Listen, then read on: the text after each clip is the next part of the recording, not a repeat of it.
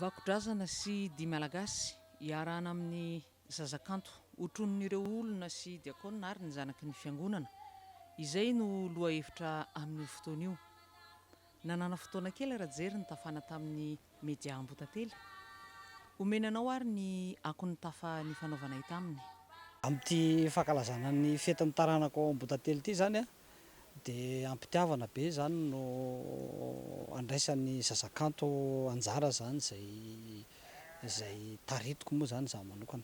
Dia satria moa zany ny talenta avy any amin'Andriamanitra dia entina hiderana azy ihany koa izay miaraka amin'ny FJKM Ambotately ny 7 ny volana desambra ho avy zao fa atao amin'ny akany Ambotately ihany. Dia eto zany dia manentana antsika rehetra zany mba hiara hifety amin'io satria eo zany izay fankalazana zay fa ao koa ilay hoe mafety azy zany dia manentana antsika zany mba ho tonga sy handray anjara mavitrika zany mba fampiroboroboana ny asa masina izay karakarainy ny fiangonana zany. Aza dinoana ary ny fotoanantsika ny alakamisy 3 desambra amin'ny 5 ora sasany ao amin'ny akany fahazatotaona